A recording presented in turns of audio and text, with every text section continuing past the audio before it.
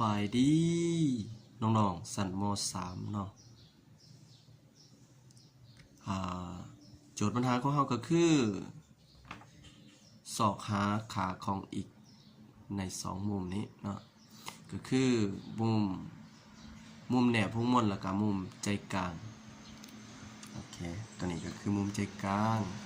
นี่ก็คือมุมแหนบพวงมนมุมแหนบพวงมนก็คือมุม A C B มุมใจกลางก็คือมุม A O B นี่เนาะเดี๋ยวนี้อยากให้เฮานี่สอกหาขาของอีกนี่เนาะสอกหาอีกซึ่งเป็นมุมเนี่ยสอกเลยบัดนี้กำหนดก่อนกำหนดสิ่งที่หูก่อนสิ่งที่หูในนี่ก็คือเฮามีหยังแดเฮามี A C B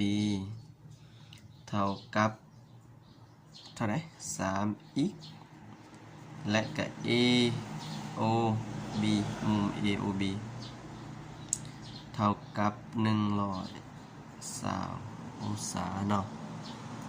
โอเคจะได้ต่อตัวนี้เป็นมุมแหนบวงมนตัวนี้เป็นมุมใจกลางโอเคเอามาสอบเบิ่งนี่หามีสูตร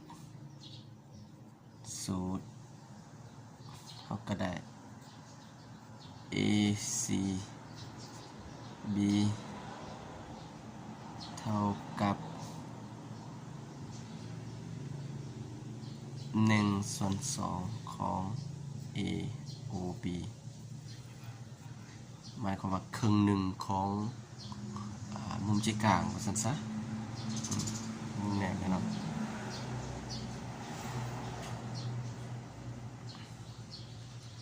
แทนค่าไซแบบนี้เนาะแทนค่าไซเด้อพี่น้องเด้ออาจารย์จะบอกว่าอะไรตัวนี้ก็คือ 3x เท่ากับ1/2แล้วมาคูณกับ120หั่นย่อๆเลย 3x เท่ากับ120คูณ1หาร2วันนี้เราก็ได้เป็น60เนาะก็คือ120หาร2ออกนี่และถอนค่าของอีกออกเท่านึงเท่ากับ60ส่วนให้3อีกเท่ากับ20องศานะแสดงว่าคำตอบค่าของอีกของเราเนี่ยก็คือ20องศานั่นเอง